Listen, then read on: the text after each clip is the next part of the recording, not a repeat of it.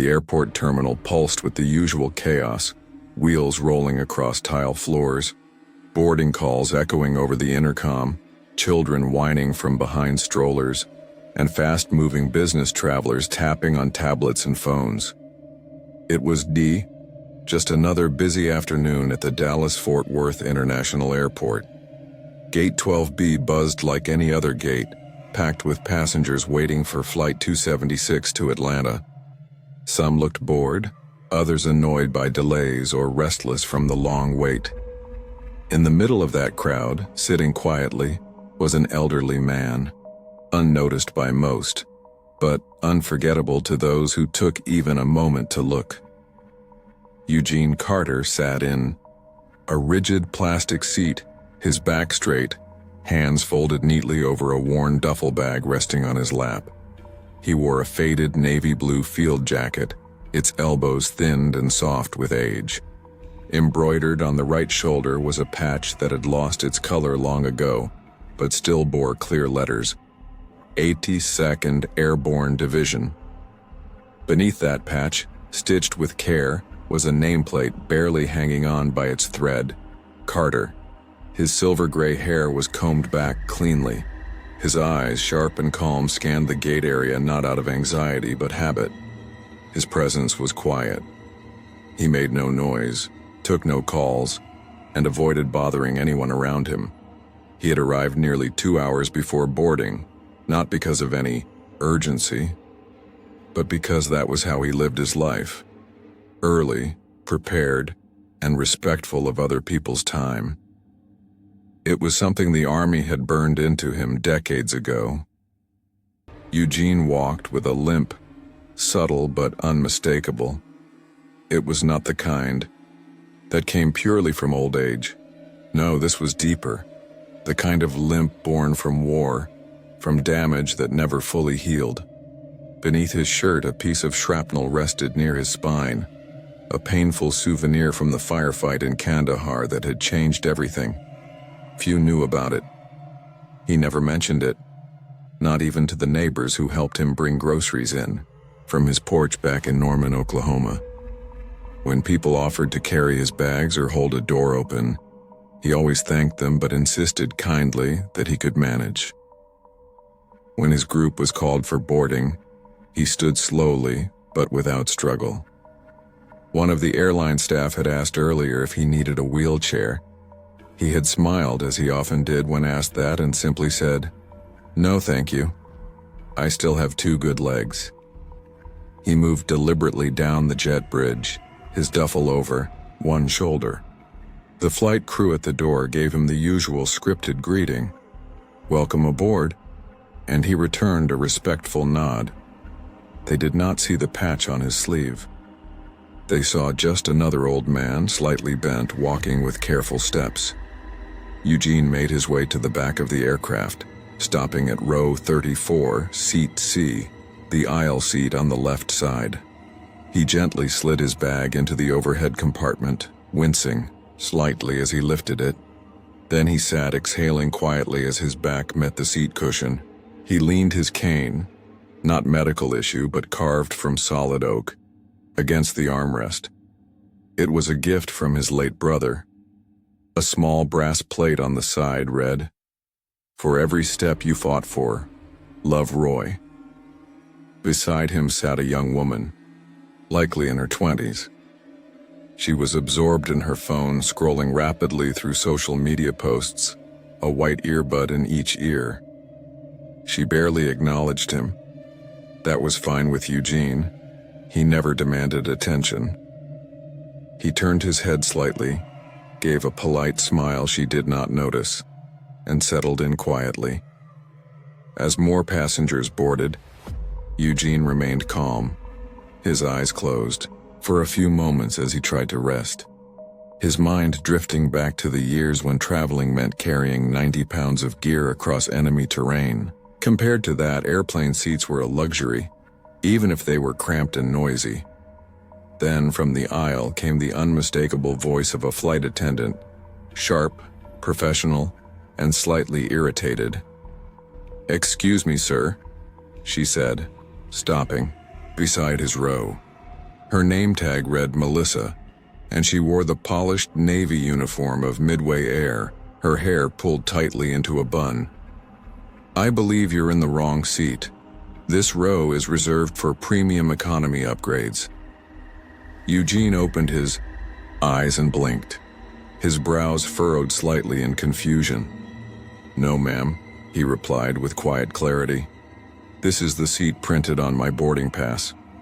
He reached into his jacket pocket and retrieved the paper slip, gently unfolding it and holding it out. To her, Melissa barely glanced at it. "Regardless, we need you to move to the rear section. Seat 38D is available." Eugene's face did not change, but something shifted in his eyes. It was not anger. It was disbelief. He turned to glance toward the back, toward the row near the restrooms. "But I paid for this seat," he said, not combative, just bewildered. "I booked it weeks ago. I need an aisle seat for the leg." Melissa's posture stiffened. "Sir, please do not make this difficult." Her voice grew colder. Not once did she ask for clarification or scan the system again, or show even a hint of courtesy. She spoke not like someone addressing a paying customer, but like someone removing a misplaced item. Several passengers turned their heads, sensing tension. A few leaned into the aisle to see. Eugene looked around, then back at her. He did not want to cause a scene. He never did. He began again softly. "I'm not trying to—" "Sir," she interrupted, her tone now firm. "I need you to cooperate." She motioned toward the rear with an open hand as though guiding a child. And just like that, she walked away, assuming he would follow. Eugene sat still for a moment. He felt eyes on him, curious, awkward, even pitying. But no one said anything. He slowly rose, lifting his duffel from the bin with effort. His cane slipped a little as he steadied himself, but he caught it before it hit the ground. The young woman next to him finally pulled out one earbud and looked up, confused. "Wait, they're making you move?" Eugene just nodded, too tired to explain. He did not blame her. It was not her fault. He walked slowly to the back, every step echoing with the weight of silence. Row 38 sat directly beside the lavatory. The smell was faint but present, cleaning fluid and stale air. The overhead bin was already full, so he sat down with the bag in his lap. No space, no dignity. He settled into the narrow middle seat, trying not to wince as he adjusted. Across the aisle, a middle-aged couple whispered to each other. "Did you see that?" the woman asked. "Yeah," the man muttered. "That was wrong." Someone else whispered, "I think he's a veteran." "Did you see the patch?" "I saw it. 82nd Airborne." Why would they move him like that? The murmurs moved down the aisle like a quiet ripple in a still pond. Everyone had seen what happened, but no one confronted Melissa. The passengers were stunned, unsure of how to respond. Confrontation on airplanes was risky. People hesitated, even when they saw something clearly wrong. Meanwhile, Eugene adjusted his posture, hands resting on the bag. He closed his eyes again, but this time he did not relax. Something inside him had been bruised. Not his pride, but something deeper. A sense of being forgotten, of being overlooked in the country he had fought for. But he said nothing. He always kept quiet, even now, even when it hurt more than the limp ever did. As Eugene settled into the narrow seat at the back of the plane, he exhaled through his nose in a slow, measured breath. He did not sigh loudly. He did not grumble. He simply adjusted his posture to make room for the duffel bag resting awkwardly on his lap, and leaned back against the cold plastic of the seat. There was no window here, just the beige curve of the fuselage and the persistent, antiseptic scent of the restroom door 2 feet away. He folded his hands atop the bag and stared forward, not at anything in particular, just forward. His eyes did not dart around, his jaw did not clench, but there was something in the way he held himself that had changed. Something tight and quiet. The way a man sits when he has learned to be silent even when hurt. Just a few rows up, whispers were forming like storm clouds. In row 31, a teenager nudged his mother and whispered, "Did you see that flight attendant move that old guy?" The mother, busy adjusting her bag, paused and glanced back. "He looked like a vet," her son added, his voice just above a breath. "You saw the patch, right?" She nodded slightly. "I saw it. Airborne. That's no regular guy." Across the aisle, another woman had seen the interaction too. She was in her 40s, dressed in a tailored blouse and reading a business magazine. But her eyes had narrowed as she watched Eugene make his way to the rear. She turned to the man. Beside her, a stranger who had just put on his seatbelt. "That was wrong," she said quietly. "That man had his boarding pass." She did not even check the screen. She just assumed. "Yeah," the man replied. "No respect. Just moved him, like baggage." The ripple spread further. A young man in a hoodie, seated in the middle of row 28, leaned over to the passenger beside him and murmured, "They bumped a veteran to the back row, man. He could barely walk." Behind him, a mother was helping her toddler with a juice box. She overheard the comment and glanced back toward the rear. "Was it the man with the cane?" she asked softly. The hoodie-wearing passenger nodded. "Yeah, I think he was Army. Something airborne." "He was polite," she said. He did not even argue. And still, the flight attendant walked the aisle, smiling that thin professional smile. Melissa's expression had not changed since she boarded the aircraft. She moved swiftly, checking overhead bins, adjusting oxygen masks, and giving sharp nods to passengers she passed. But something about her seemed off to those who had witnessed what happened. The passengers were polite, restrained, but now their eyes followed her more closely. Their tone grew sharper in their whispers. At the front of the plane, near row 6, a boy around 12 sat beside his father. He wore thick glasses and a navy hoodie with a space shuttle logo on it. His eyes had followed Eugene when he had walked down the aisle with his cane. The boy had nudged his dad just before Eugene disappeared behind the row. "Why is she making that old guy move?" the boy asked. The father, a tall man with tired eyes and the look of someone who had just come off a business trip, shook his head. "I don't know." "He looked like Grandpa," the boy said. "He had a jacket with those army patches. You saw them, right?" "I saw," the father replied quietly. "Did he do something wrong?" "No," the father said after a pause. "No, he didn't." Even those who had not directly seen the confrontation were beginning to hear about it. The way passengers murmured it, passed it along, confirmed it with nods and glances. It gave the moment weight. It became more than a scene. It became a stain on the atmosphere. And Eugene? He just sat still.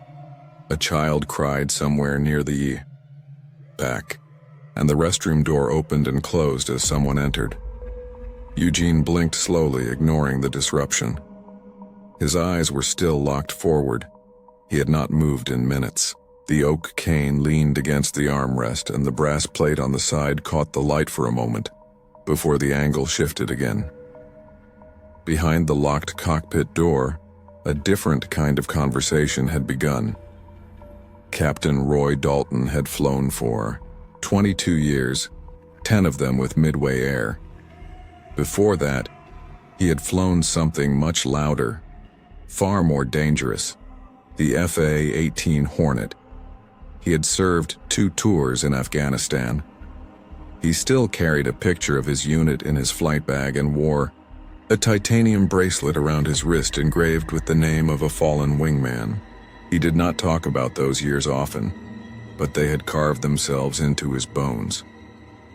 From his seat in the cockpit, Roy had caught part of the incident through the narrow security monitor feed that showed a fixed camera angle of the cabin entrance. The image was small, slightly grainy but clear enough. He had seen the way Melissa approached the old man.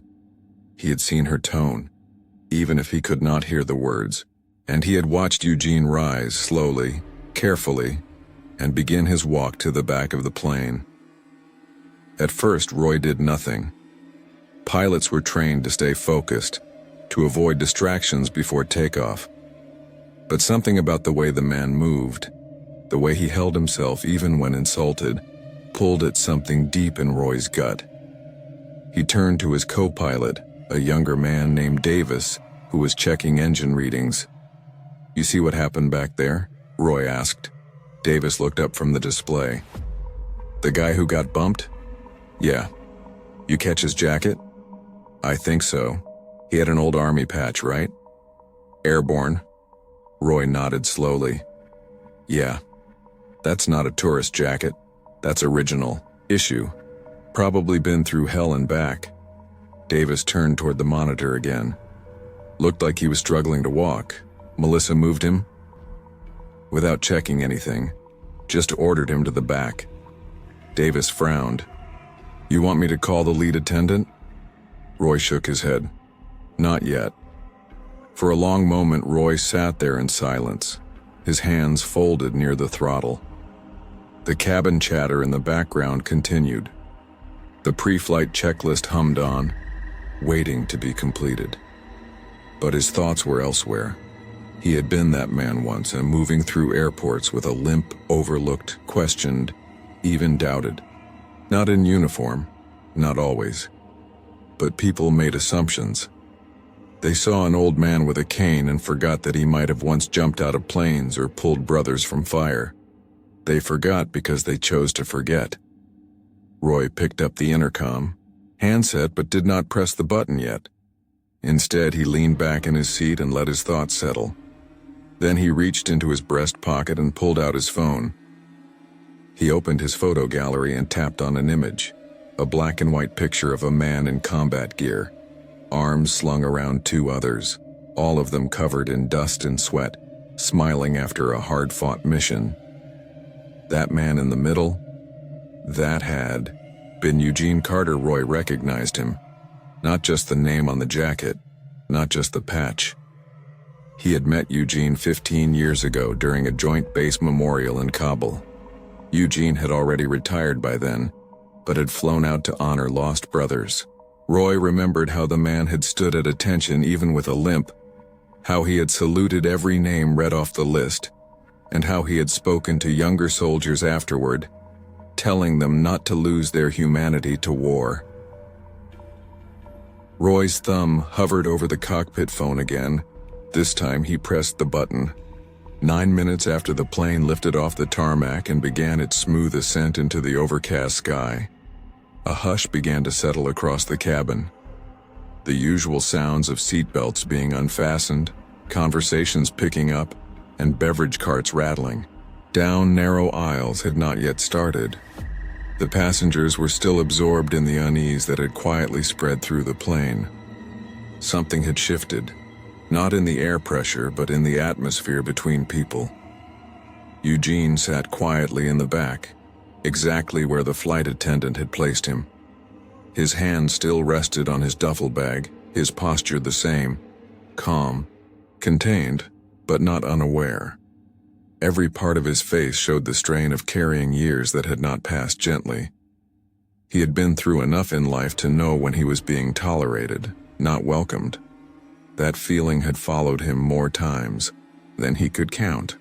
But even still, he had not expected it to follow him onto a plane in his own country, long after he had hung up his uniform for good. Then the soft chime of the cabin intercom came alive with a low static hum. The captain's voice, calm and measured, filled the cabin. "Ladies and gentlemen," it began, "this is your captain speaking. We've just leveled off and will be turning off the seatbelt sign in a moment." A routine start. Passengers barely looked up. But before we continue, I need to address someone personally. That broke the spell. Heads turned. Conversation stopped mid-sentence. Even the flight attendants paused their movements. It was not often a pilot deviated from standard protocol, and certainly not with such a deliberate tone. Whispers stirred, again as people turned to one another with raised brows. Then it happened. With a soft click and an audible gasp from a few rows up, the cockpit door unlocked and swung open. From behind it stepped a tall figure, uniform pristine, pilot hat tucked under one arm. His face composed but not cold. He had a presence that carried weight without trying. The kind of quiet authority that came from a life lived with responsibility. Not just flying machines, but making hard calls in places where hesitation could cost lives. Captain Daniel Reeves. He did not say a word as he began walking down the aisle, one step after another. The plane felt like it had stopped moving. Even though it was cutting through clouds at 30,000 feet, every passenger turned in their seat, eyes following him like the slow movement of a second hand in a silent room. He walked past row 10, then 20, past 30. The silence deepened, and then he stopped. Row 38. Eugene Carter slowly looked up from his seat. He did not expect anyone. His eyes carried the weariness of someone used to being forgotten. But the moment he saw the man standing before him, something shifted. His brows furrowed.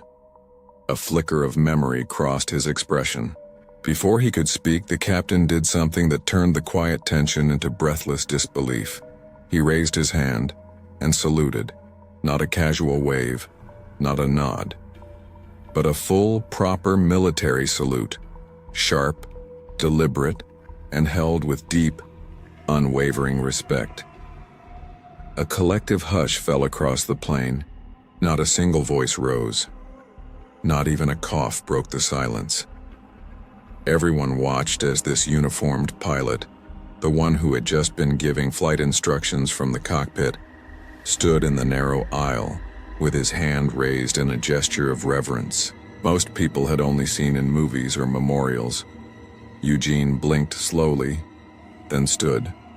It took effort. His knees ached, and the confined space did not make it easy. But he stood, straightening his spine as much as his years would allow. His cane wobbled slightly as he adjusted his weight. "Reeves?"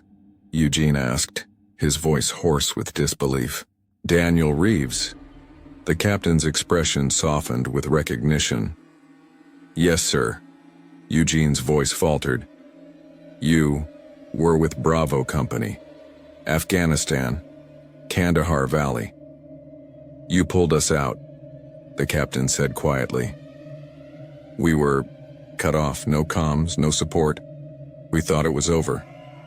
But you came." Eugene exhaled as if the weight of decades pressed against his ribs. His lips trembled. "I remember. You were the young one. Took shrapnel in the leg.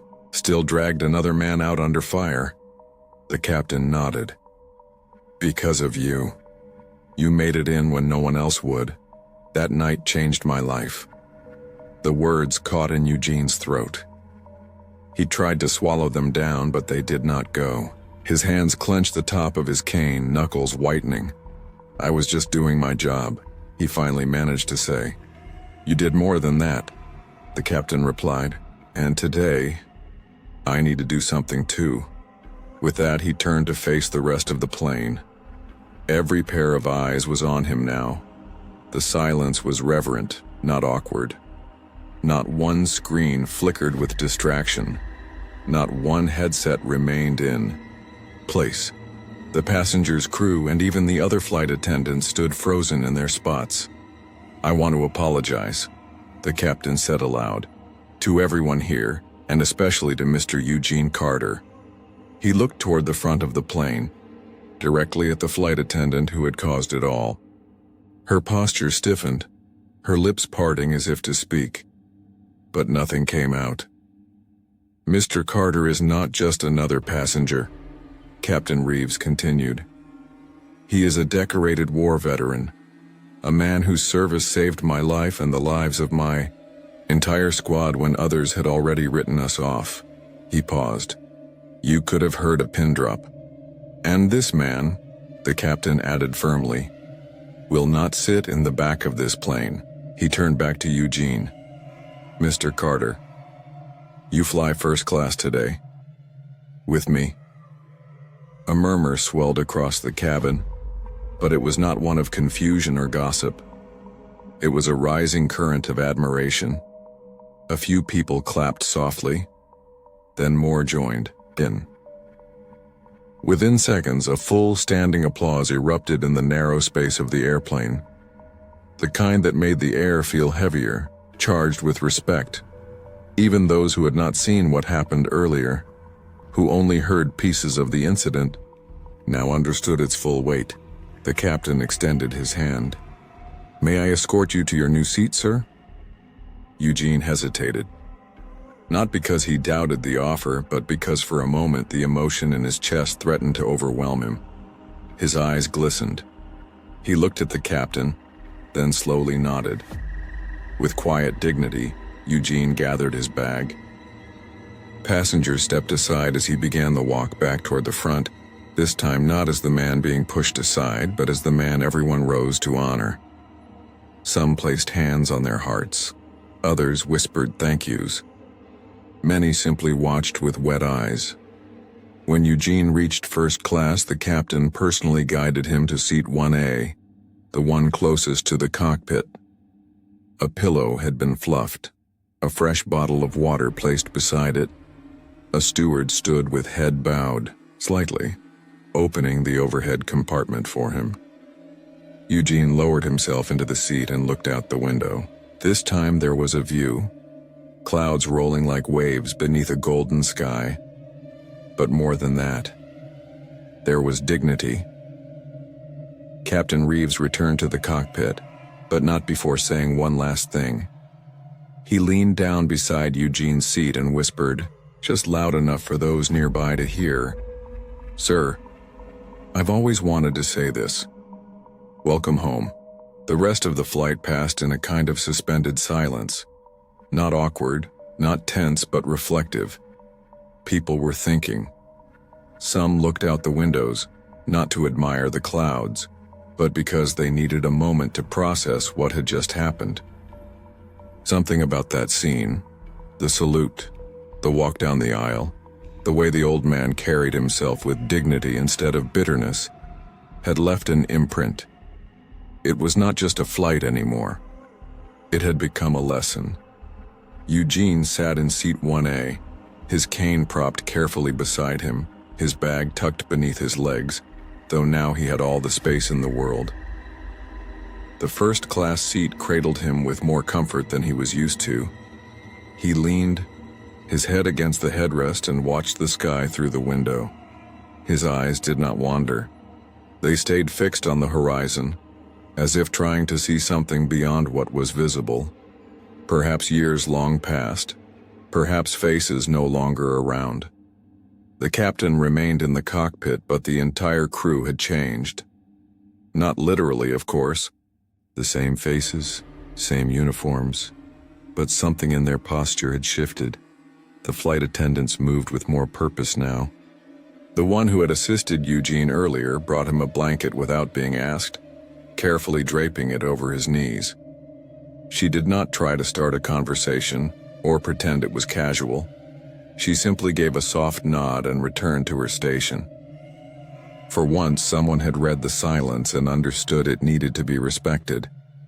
Melissa, however, remained near the galley for most of the flight. She avoided eye contact with passengers and did not move with her usual efficiency. Her face had lost its sharpness. The tight-lipped expression she carried earlier was replaced by something softer, almost regretful. She had not apologized. Not yet. But she was no longer walking with that same certainty. It was clear something in her had been cracked open, not by scolding, not by a threat, but by seeing how one man's quiet presence could dismantle the assumptions she had built over a lifetime. The passengers had not forgotten either. One man in business attire tapped away quietly on his phone, then stopped mid-sentence, locking the screen. A woman in her 70s wiped her eyes more than once. A teenager removed his earbuds and just sat, glancing now and then at Eugene with a mixture of awe and curiosity. Everyone seemed to understand they had been part of something that would not go viral or make headlines, but still mattered. Hours passed. Snacks were served. Some people dozed off. The hum of the engine lulled the cabin into a gentle stillness. And Eugene? He sat like a man who had seen enough storms to finally enjoy a quiet moment. He did not smile. He did not need to. There was a certain kind of peace written on his face, the kind that only shows up when the weight you carry is finally seen by someone else. As the plane began its descent, the captain's voice returned to the intercom. His words were simple: weather conditions, arrival time, local temperature. But toward the end, he added something else. "I want to thank everyone on this flight today," he said. "Sometimes, you do not expect a moment to become meaningful. But today reminded us that respect is not just a word. It is a choice, and some people have earned it in ways we can never fully repay." No name was mentioned, but everyone knew who he meant. When the wheels touched down on the runway, the cabin erupted into spontaneous applause. It was not loud, but it was deep, honest. Some clapped slowly, some more enthusiastically. It was not about the landing. It was about the journey.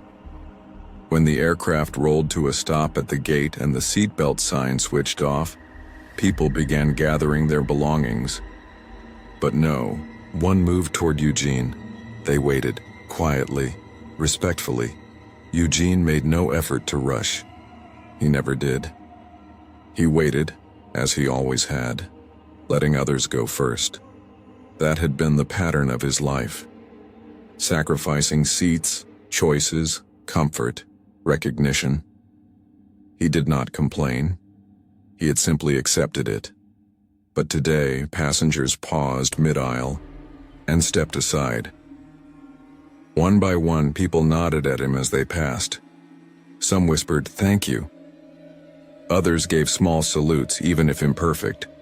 Some placed a hand on his shoulder or simply smiled. By the time he stood, the entire row had cleared out for him.